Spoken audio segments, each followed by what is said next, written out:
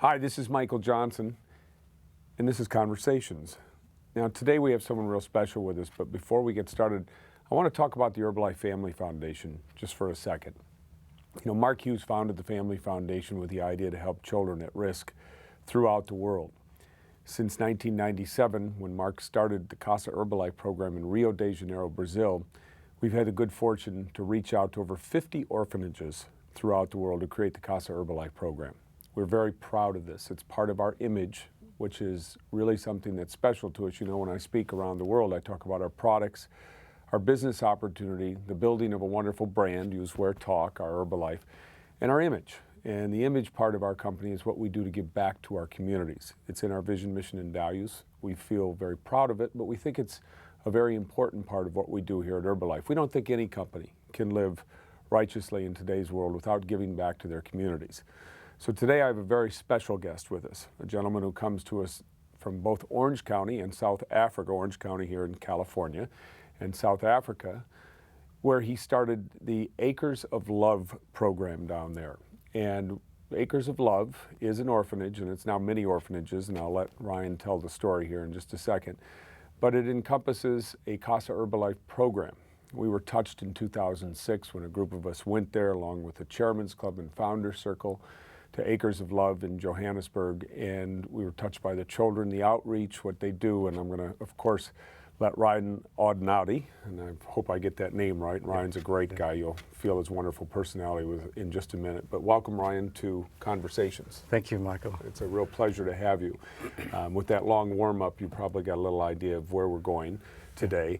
But as I do in every show and every person that we talk to, tell us a little bit about you. How'd you get here, your pathway to life? Obviously, you're one of these people whose heart is bigger than his wallet, which is great. You know, you've given so much to society and given your time and your money and your efforts. But tell us a little bit about who you are and how you got here. Michael, well, first of all, I want to thank you for this time, this opportunity, and thank you to the corporation, to the foundation, and to the distributors. It's really, I guess we are in a strategic alliance and we're solving a critical problem. And it's a problem that's not going to go away, but it's a problem that we can solve in our lifetime. Well, my wife and I are passionate about kids anyway. I've got 4 of my own. And how old are your kids? I'm 26, 23, and then 20, and then I've got a daughter that's 13. So you're still a parent. Yes. I mean, you're always a parent, but you're still parenting. Yep. And so we've always really had a passion, and when we would go on vacation, my wife would read books about the plight of orphans, particularly in Russia and in countries like that, where we just were astounded by their plight. But then we were more astounded by the institutionalization, which created a bigger problem. So these were kind of the husband and wife things we spoke about. And then in 1998, we got to a stage in South Africa where we saw the impact of AIDS and HIV. We literally saw people dying on the streets, and then we realized that families are disintegrating, and they can no longer care for their kids. So the orphan crisis became paramount. Well, both my wife and I went through the stage where we were sort of wondering why the world isn't doing something about this. Where is the government? Where are the institutions? So you're asking others. Yep. And we went through that kind of like angry stage where it's everyone else's problem. And then one day, this still voice inside me said, well, what are you going to do about it? And that point of accountability was the catalyst that moved my wife and I to say, well, what can we do?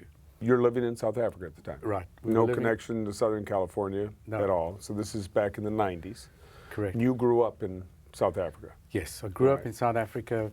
My great-grandfather came from Torino, Italy. My wife's side of the family were French Huguenots who fled the persecution in Europe and came to South Africa. When you grew up in South Africa, you lived in an apartheid nation.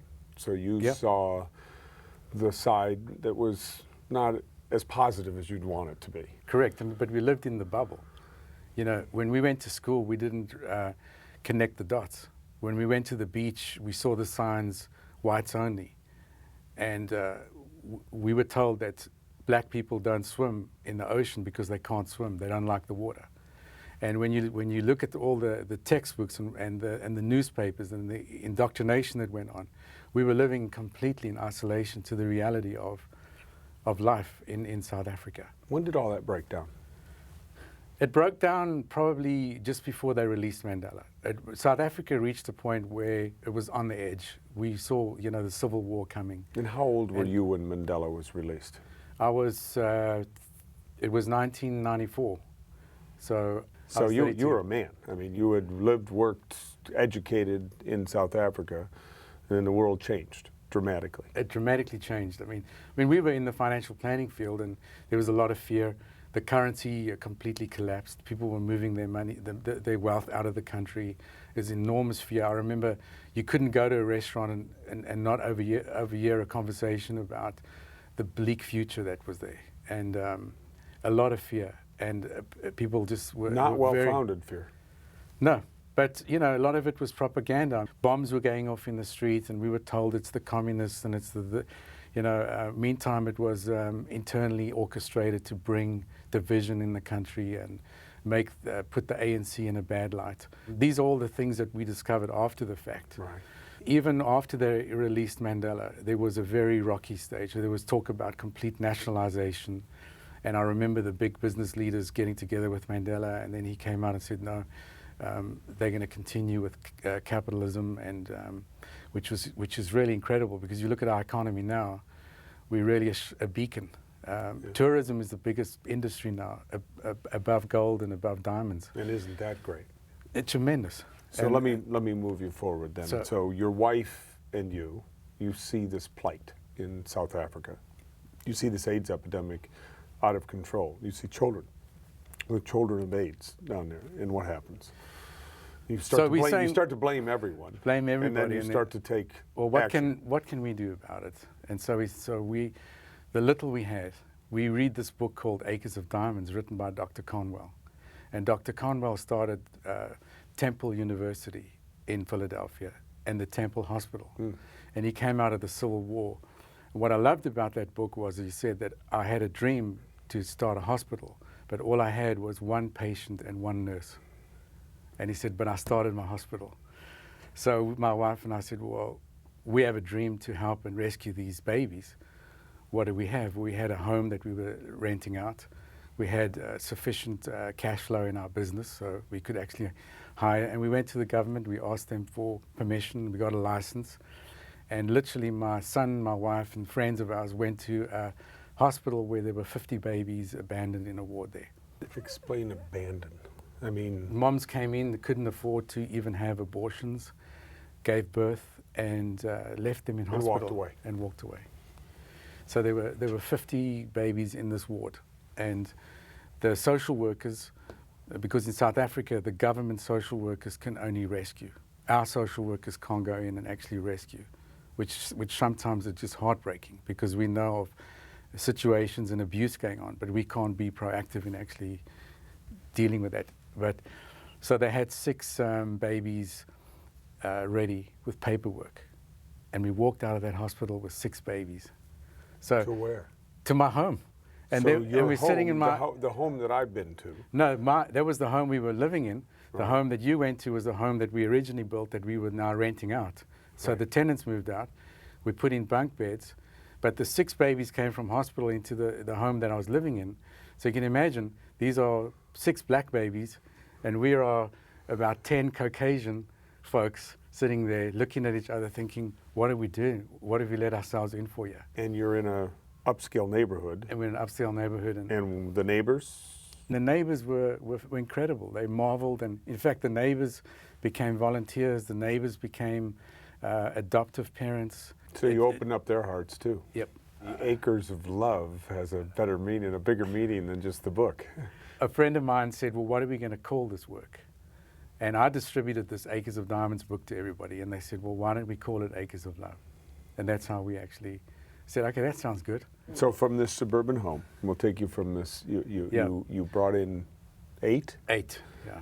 8 premature kids, or 8 just babies born? I mean, there were 8. Some of them were prem, some of them were full-term babies, but they were all infants. And a lot of your babies have AIDS, right? I would say, yeah, about 60% of the kids in our program now have HIV. Are HIV positive. Yeah. And so you start here, and what year was this? 1998. 1998. Yeah. And that is 12 years ago. Where are those kids today? Some of them are with us. Still with you? Yeah. In school, Yep. being educated, clothed, fed, Yep. loved. In fact, there's a documentary on one of the girls, Sipo, who's with us, who was part of the original 8 babies. And she's got an incredible story. So that's, we have a full documentary on her life that brings it up to date. So did you have any idea what you were doing when you walked out of that hospital? No, we were just very passionate, and we just wanted to make a small difference. But it's just like I say, it's that one small step, you see. Now, all the help has just been the journey of our life, which has just been the generosity of people like yourself, like the Herbalife Foundation, like the distributors, coming alongside and saying, we love this model program. How can we help you? And we had to figure that out. So December of that year, 1998, I was down on a wine estate with one of my clients, and the day after Christmas we went horseback riding, and the horse that I was on ran away with me, and I was almost fatally injured. Ended up with my diaphragm was paralyzed, my right lung burst. I injured, I was in ICU for 14 days. And the reason why I'm telling you that is because that experience was really a near-death experience that I went through. And when I came out of that, that was the catalyst that got my wife and I to move to the US. That was always a dream we had. We have a special needs son, Gareth, and we realized we need to, California is a special place for special needs kids. And that had always been a dream of ours. So coming through that near-death experience became the catalyst to get us to move to the US. But it didn't lower anything that you were doing No, in South Africa. In fact, it increased it. Exactly, because when we got to the States, we started sharing people about where we're from and what we were doing. And when they heard about these 8 kids that we were looking after like an extended family, and in those days we had 24-hour care, people coming in shifts, and so we've actually advanced our model program a lot. Right. And so this has become a lifetime quest for me. It's been a mission, and I'm building a bridge between the resources that are here, that are vast, and the needs that are there. Wind us forward from 1998, 1998, when you brought those 8 children home from the hospital, to 2010. How many kids are under roof, and how many roofs do you have? Well, at the moment, we have 185 kids in our day-to-day care. 185 children have been rescued. Yes, yeah. And well over 600 have been 600 rescued. Have gone through the and process of some sort. Correct, and they're now adopted. They live all over the world, in Germany, Sweden, Belgium, the US. Today I saw a photograph of 2 kids that live in Virginia.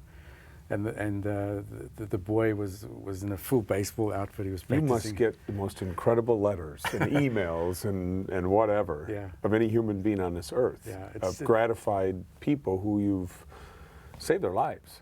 And you know what I've learned is that where you are born doesn't determine who you become. Every one of us have got unlimited potential. We just have to have somebody who believes in us, somebody who will... You sound like an Herbalife distributor. Good. you sound the story. So the story, and I'll try to make it quick, is when I was being introduced by this priest in our Casa Herbalife program in Rio, he told a story about a great fire in the Amazon, and all the animals fled to the water's edge because that's where they were going to survive. They were going to use the protection of the water, and a little bird went out into the water, scooped up some water, and all the animals said, "Where are you going?" He said, "I'm going to go put the fire out." And they were laughing. How could a little bird have such an effect? Just one little tiny bird with a few droplets of water put out a raging forest fire. When other birds started to follow. And soon all the animals formed a production line of water to the fire. And the fire went out. You're the little bird. You're one of these people who comes along with an idea that starts in its own humble way and convinces others to follow them.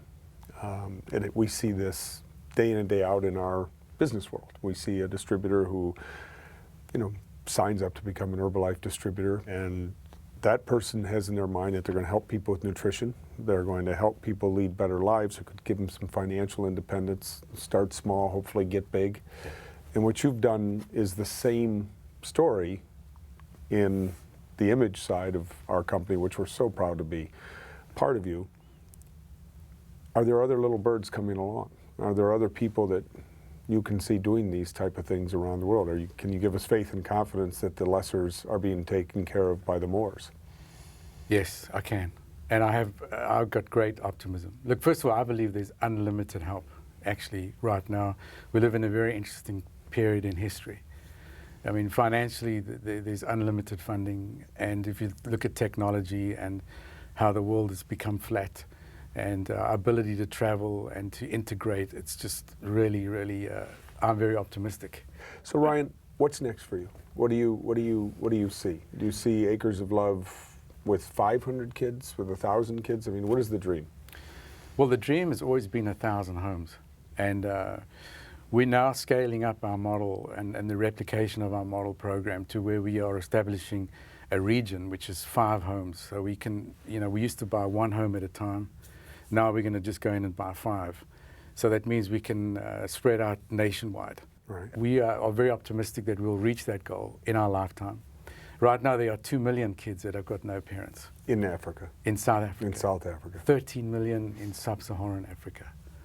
Without parents? That have lost one or both parents. So our dream, and this is the selfish business dream, and we say this all the time, is that when we see these kids, whether we see them in Quito, Ecuador, which we were just in Quito about a month and a half ago, and the plight of the kids on the street sniffing glue in Quito, Ecuador it's just an awful situation. Yeah. And we actually bought a home, a facility for the next Casa Herbalife in Quito.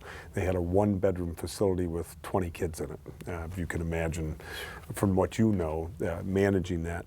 But the dream for us is to see an Herbalife president's team member, somebody who's risen up in the Herbalife ranks, come out of Acres of Love, come out of these places, because we want them to know that when we're giving back, and we want them to practice the same thing, because there's going to be a diplomat, a millionaire, a something come out of Acres of Love. It's inevitable. Yeah. You're teaching, you're educating, you're giving them love, and hopefully they will hold on to the give back that was given to them. Yeah. On their side. You see that? Absolutely. I mean, your oldest kids are now, what, 14 years old? Right. In fact, Elias is 16 because he was already 2 when he came in. Yeah. Your business model is the ultimate entrepreneurial model. I mean, not only because you are proactive in nutrition, which is really a huge need in the world, but how you distribute is so very creative, and it brings it down to the grassroots level. And that is why I'm optimistic that our kids will be very proactive in Herbalife and as distributors, because we see that as the future, as opposed to the old model, which is go to college and be guaranteed a job. That's not working so well anymore. No, it's not working. It has been working for about 15, 20 years in South Africa. So the entrepreneurial flair is actually pretty aggressive in South Africa. Well, interestingly, tomorrow night we have what is called a new Pres Team dinner here. Pres Team is a very high level in the marketing plan. People who have worked usually a minimum of 7 years to kind of get to that level, and their earnings are sizable. They have comfortable lives, but most of these people came from very humble backgrounds. And tomorrow night we have a couple from Lesotho, and I said that wrong probably. Lesotho. Yeah. Lesotho, who have started nutrition clubs there, who have started clubs in Lesotho, and have risen to Pres Team. And they are this, African couple who have done this amazing thing in their community. And we see that as a method that's going to spread, because what it does, it's the old adage of I'd rather teach you to fish than just give you fish. Exactly. And so we're giving people the opportunity to have an income, to advance nutrition in a positive way. And the nutrition world, unfortunately, is very political. And we don't want it to be political. We just want it to be good calories, good vitamins, good minerals, good proteins, give people a healthy chance at life. Right. The ultimate goal of this company is to be a powerful nutrition force, a powerful economic force, and a powerful social good force on the earth. Right. And we're getting there. I mean, we're growing and we're prospering, and with people like you doing what you're doing, this partnership will continue to be a beautiful thing. I agree. I agree.